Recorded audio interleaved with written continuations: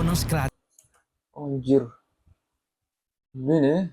Dude, I love their outfit. Anjir, itu suara jelas tuh anjir. Biglang nagbukas mag-isa yung pinto. Oke, itu aneh sih. Ito, Oke. What the? yo. Kiri kanan cuy. Oke.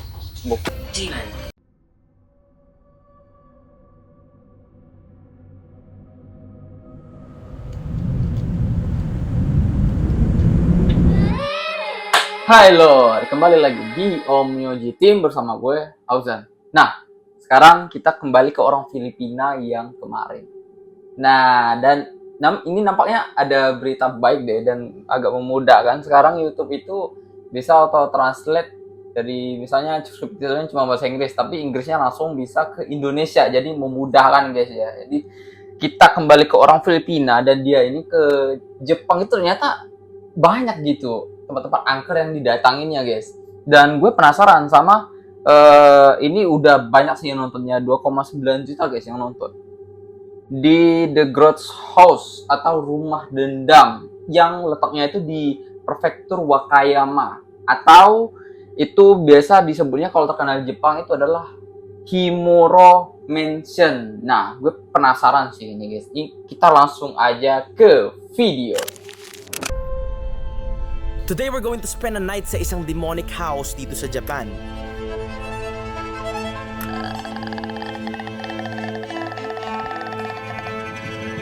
Ang The Grudge House.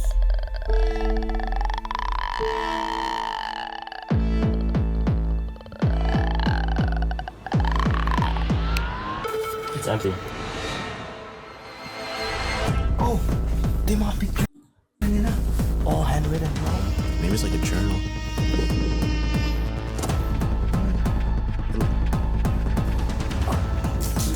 Yo! Wait, Air Forces. Dude, everything is going off.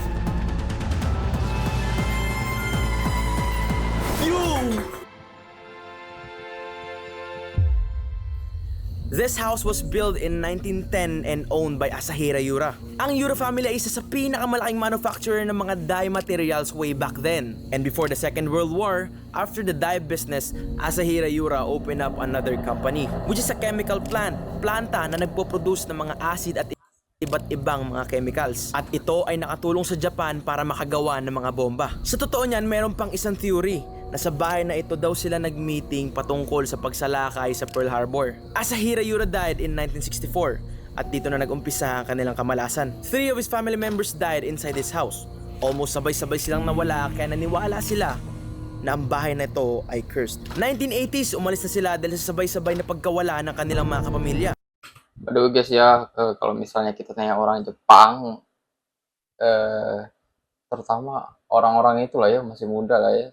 Kalau misalnya tanya, pernah nggak gitu ke Jepang itu ngejajah Indonesia atau hal-hal tragis yang istilahnya masuk ke dalam Jepang gitulah, pasti banyak yang nggak tahu atau ya banyak ditutupi lah, kecuali orang-orang yang tua gitu. Memang udah lahir di zaman itu.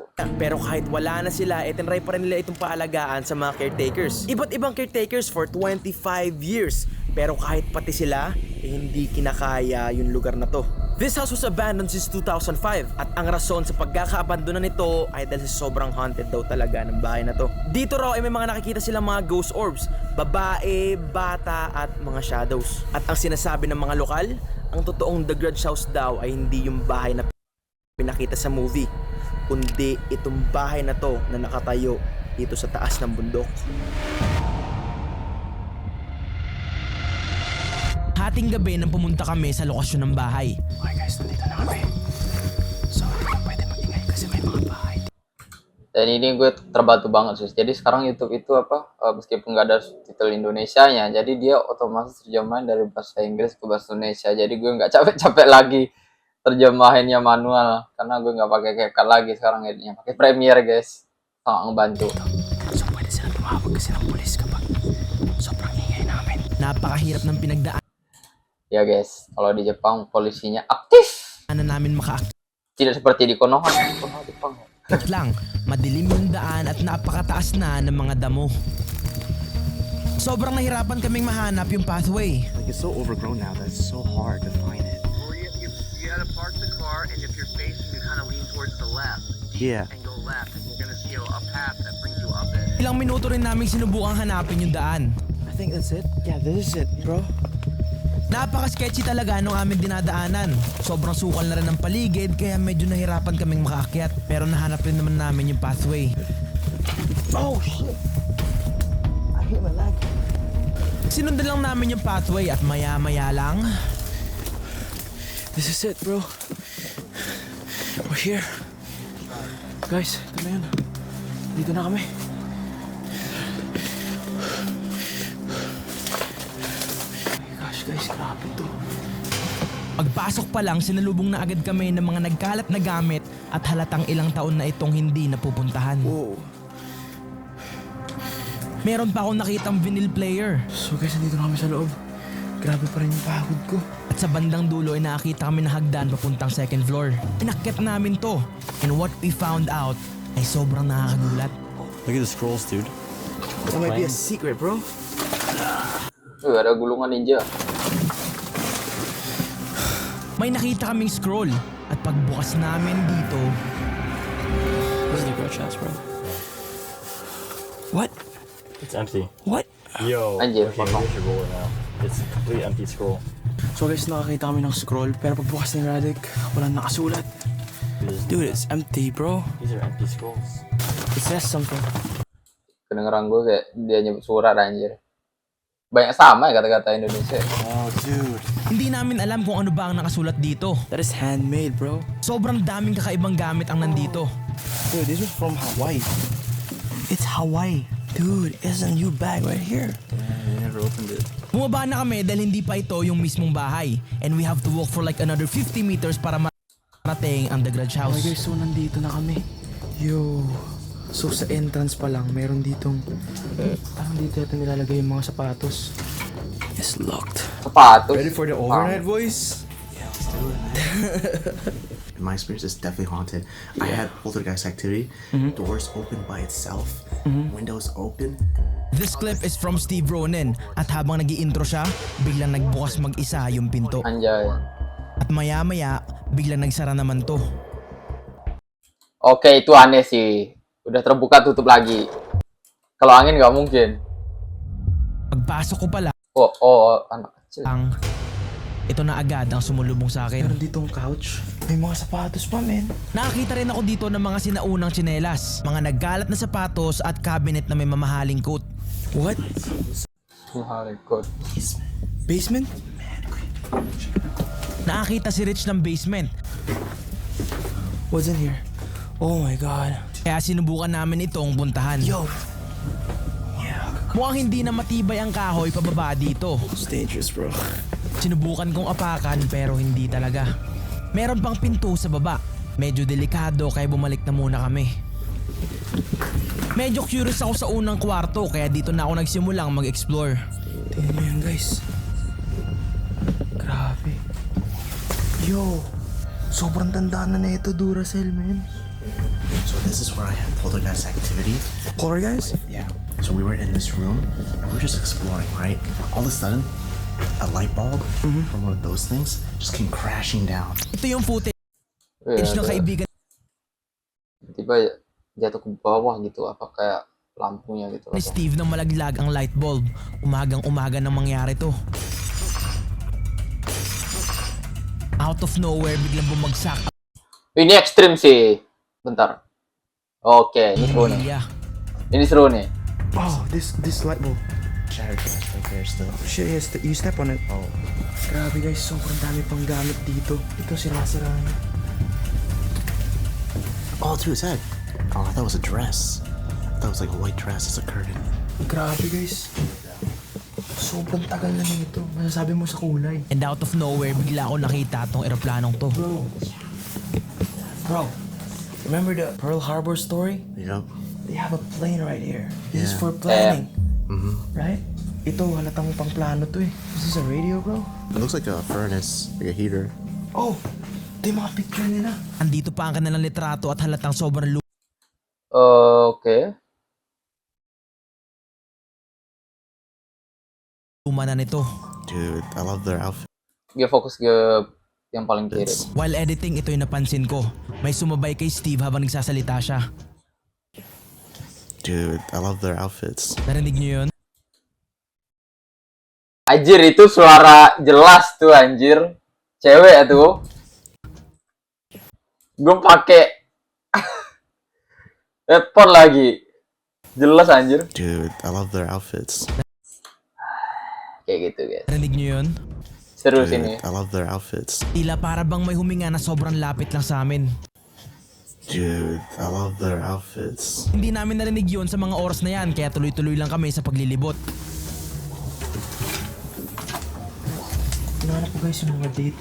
How do you read it? 1985. Yeah. Yo, this is handwritten, bro. Guys, handwritten lahat to.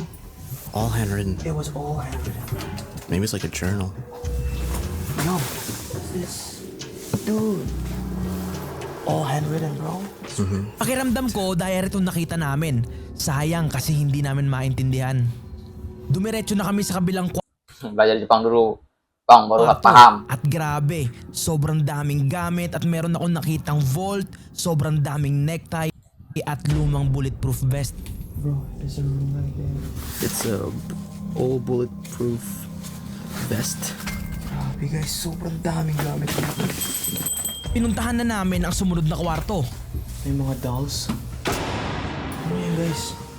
Dude, What if? looks like it's sleeping. Yeah. Ang kwartong to ay dating kwarto ng pumanaw na anak.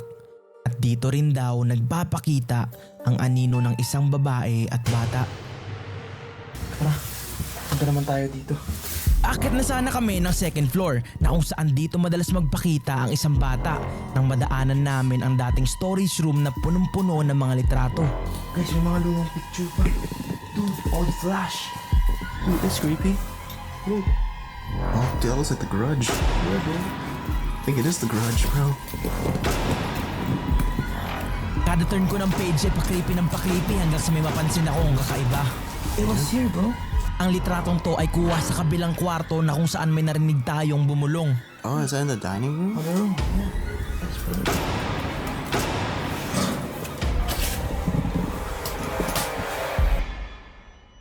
Let's go to your second floor, bro. Check this room out. Bro, whoa. It's like very European style. Guys, Ya minimal ini nggak sendirian lah guys ya. tingin yung TV, sobrang tandaan namin. This is their old entertainment area at unti-unti na rin tong binubulok ng panahon. Grabe to lugar na to, guys. Ito pa yung TV. For sure may aircon to kasi merong remote dito. Thermometer, guys.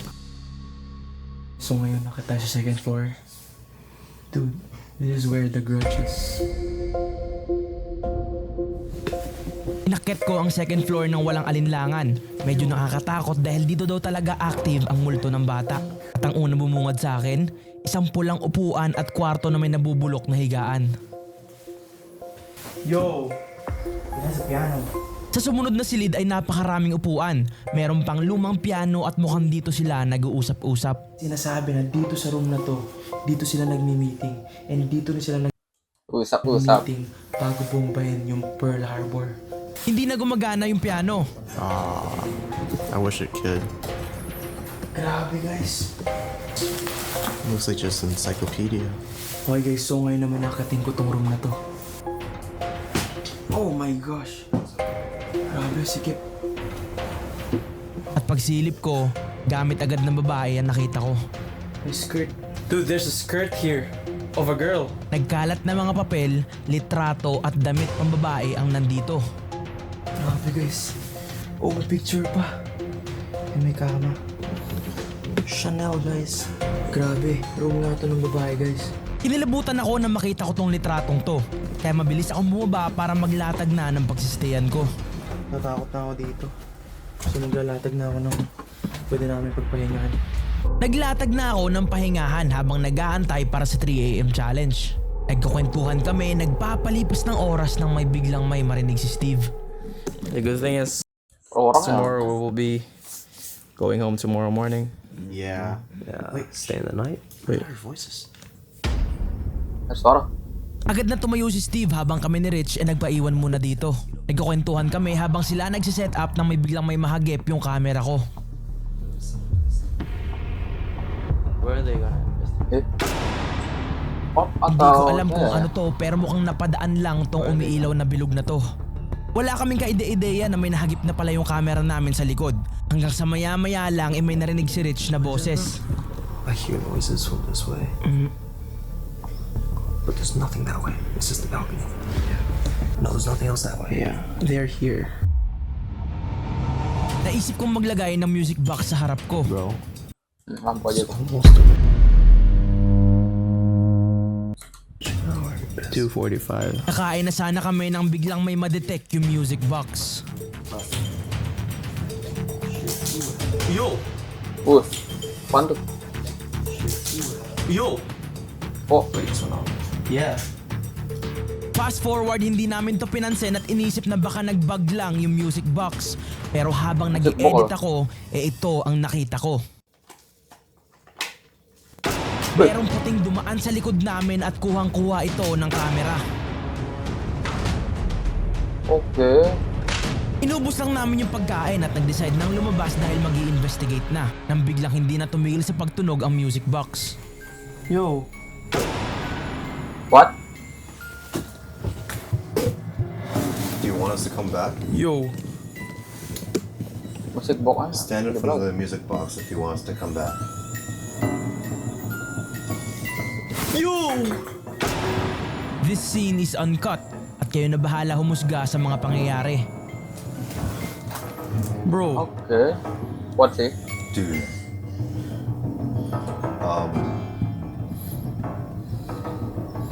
If you want us to stay here, can you stand in front of the music box?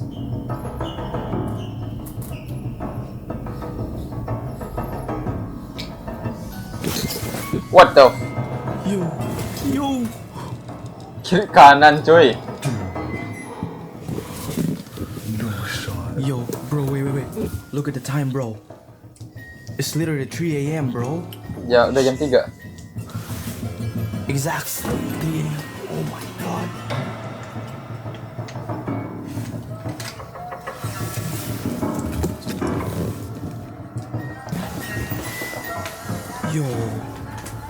Yo, Steve.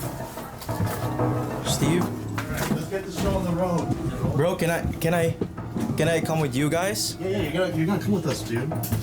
Dude, everything's going off. Dude, everything is going off. Yeah, I know. As I set up everything. Weird shit happening there, bro. I know, man. Dude, nothing happened Yeah. for a while too. Yeah, And then it just started. it's like if you, because they want us to stay there. Yeah, we asked the guys. Oh my And that was gosh. popping off. Yeah, it's like he They're asked if, angry that we're leaving. do you want us to stay? Can you stay there for like 5 seconds? Yeah. And dude, Dude, the- both of them went off. Yeah. Like, stayed on. After I asked. I'm gonna come with you. It doesn't want to turn off. Look. We started the investigation sa pinaka-entrance ng bahay. Hello, are you here with us right now? Wala masyadong nangyari kaya lumipat kami sa kwarto kung saan madalas magpakita ang isang babae at bata. Sobrang creepy dito sa room nito, guys. Is there any more spirits here with us? ここには他にも精霊がいますか Did a little Kayak bahasa Jepang lagi. Pakai Google. girl used to stay here? I can see dolls everywhere. 小さな女の子がここに住んでいたのでしょうかどこにでも人形が見えます Waiting game talaga kada tanong at sagot. Pero maya-maya lang, Oh, we're in the kids' room. This is the kids' room. Whoever said children, are you here with us right now? Itu rame tuh, kayak taman bermain tuh. Wah. Enggak, ini pura-pura jadi anak kecil. patyagaan namin siyang inaantay na sumagot at maya-maya lang, biglang may gumalaw.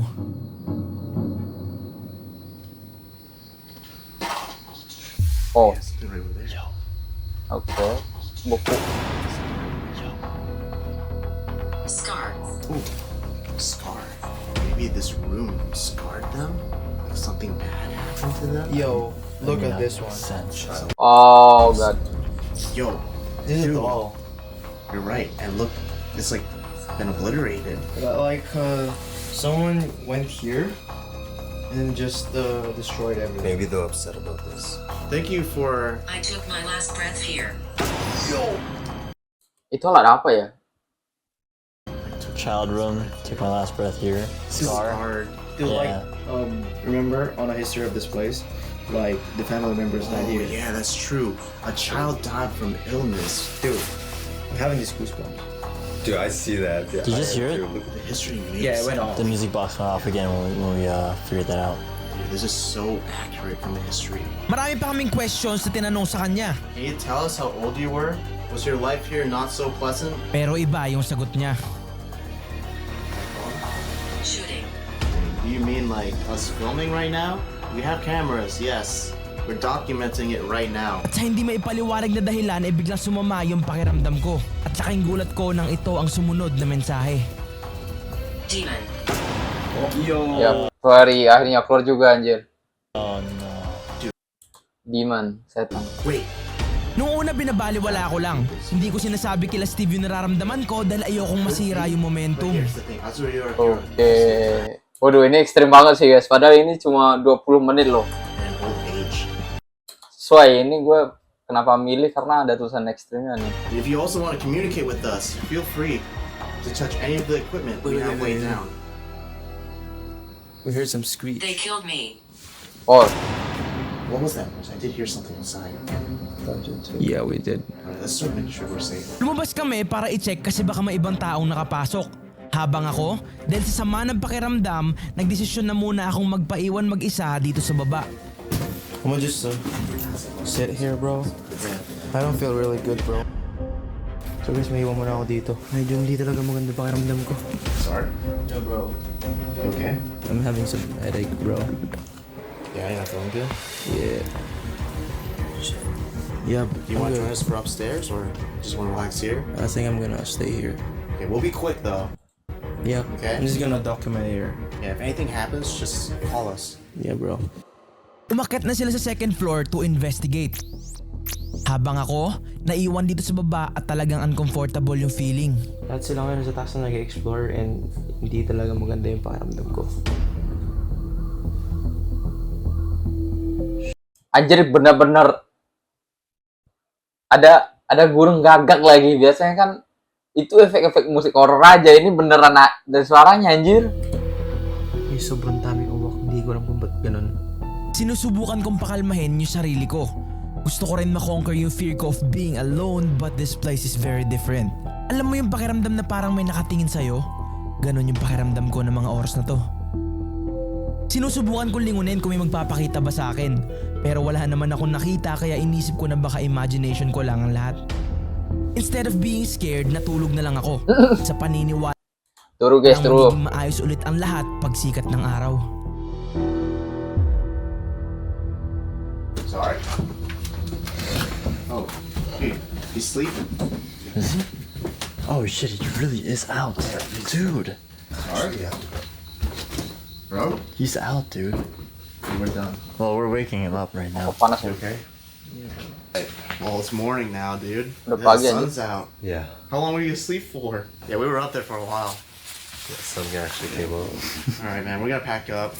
Habang nagliligpit kami, I feel something sa likod ko. Wait, yo, record this shit. Pinatingin ko sa kanila at pati ako nagmulat. This one. This is a birthmark, bro. No, the one Dude, what the fuck? down your Bro, spine. yeah, Apaan? there's one long one right here, and there's one going on right here. Nagkaroon ako ng scratch Anjir.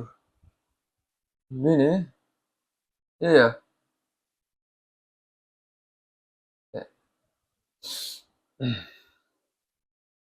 Oh, ditandai nih. pero hindi ko alam kung paano.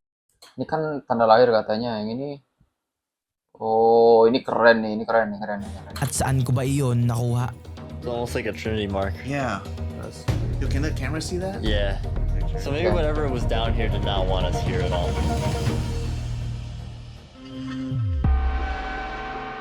Everything happened that night was so unexplainable. Sa tingin ko nga ito na yata yung pinaka-haunted na lugar na napuntahan ko. Iya From sih. the voice Ekstrem na banget loh. sumabay kay Steve, sa orb na nakuhanan ng kamera, sa mga naririnig namin sa puting dumaan at sa scratch sa likod ko. Hanggang ngayon, hindi pa rin ako makapaniwala na ako mismo first hand na experience ko yung mga ganitong bagay. I'm happy na na-document ko to at naipapakita sa inyo. At isang karangalan na sa buong mundo, may isang Pilipinong nakapag-document na ng overnight experience sa lugar na to. Ligtas naman kami nakalabas sa lugar na to. And by the way, I'm trying to reach 2 million subscribers before the year ends. Always stay safe and always remember, be limitless.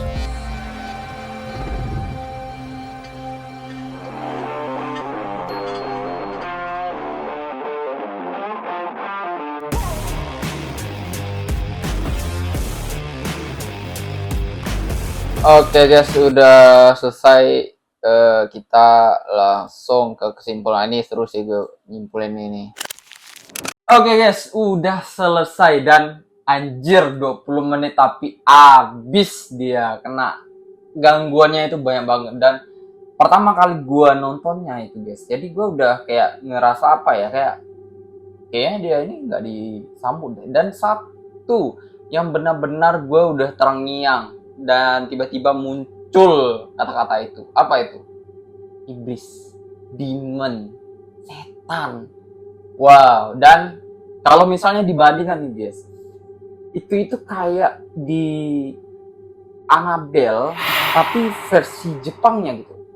Karena yang gue tangkap itu aura dendamnya itu parah banget sih. Dan kalian bisa, lu tau lah, gue pakai headphone kan, jadi gue bisa ngedengar jelas suara yang gitu, suara wanita gitu. Cuma yang gue tangkap, yang sering ngeganggu yang si orang Filipina ini, gue lebih nangkapnya yang demonnya itu sih guys. Malah yang cakaran-cakaran itu gue bisa nyimpulin itu adalah demon tersebut atau iblis tersebut yang ngenyakar belakangnya dia itu. Benar-benar, malah gue nggak tahu nih kabar dia ini gimana nih. Yang gue tahu kayak dia nih ditempel nih guys, parah banget tuh. Itu kekuatannya tuh, itu kayak kok misalnya tiba-tiba dia kesini tuh, karena gue banyak nih ngerasa kayak ngerinding atau gimana. Gue nggak fokus lah kayak ngeriaknya atau gimana, kayak apa nih, kok ada yang datang, kok rasa ada kayak ngancam gitu, terus ada yang panas ini itu, banyak lah kuatnya itu bangetan sih. Yang gue, kalau misalnya sesuai judul ya, Onmyoji Team, ya ini Onmyojinya gitu. Itu Onmyoji yang benar-benar istilahnya Jepang, dukun Jepang istilahnya, dan punya kekuatan yang gede gitu. Apalagi bisa, ini gue bisa yakin benar-benar kayak Annabelle gitu guys. Jadi kayak dia bisa membuat sial orang, dia senang untuk istilahnya direkam dan lain-lain. Malah yang gue, apalagi yang di kamar itu ya, di kamar itu itu ada banyak kejadian. Pokoknya ada yang bunuh diri, ada yang meninggal di situ, terus ada juga yang dibunuh, lengkap lah pokoknya di sana itu. Dan entitasnya itu kayak ngumpul gitu, saking banyaknya istilahnya tumbal atau misalnya orang yang dicelakainya, kekuatannya itu jadi kuat. Dan ya kalian bisa lihat sendirilah gimana berinteraksi dengan alat, meskipun bukan alat juga. Bayangin ada suara, terus ada kayak bayangan, ada ini, ada itu, orangnya jadi nggak tenang. Jadi damn, 20 menit tapi shit, untung itu rame loh, itu 4 orang loh. Malah ada yang YouTuber satunya itu sampai katanya ada bola lampu jatuh gitu, pecah gitu. Itu untung nggak kena kepala guys. Gimana kalau kena kepala guys gitu? Banyak, sampai ada yang buka tutup otomatis gitu. Dan what? Lu bilang angin, nggak kayak gitu kalau angin gitu. Dan wow sih, ini ya kata dia kan, ini kan sebagai yang yang dia datangi yang sangat serem gitu tempatnya. Ya betul, gue agree. Kalau misalnya gue di situ, ya tergantung ya, kalau misalnya ada gue uang sih mau di situ. Gue sumpah, gue penasaran banget gitu, karena entitasnya itu menantang gitu. Semakin malah istilahnya apa ya, mau lu niat baik, mau lu niat jahat atau apapun itu, pasti berinteraksi parah gitu.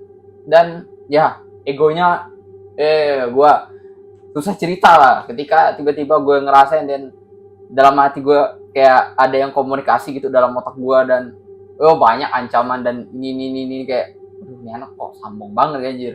Pikir nggak ada kali yang kayak dia gitu, padahal Nabil kayak gitu juga dia. Oke guys, mungkin segitu aja dari gua Auzan dari Om Yoji Team. Semoga kalian tertarik ya, dan kita pokoknya keliling luar negeri itu sangat menarik kalau bagi gua itu. Kalau Indonesia ya nunggu viral aja lah gitu. Oke, gue pamit undur diri and stay calm.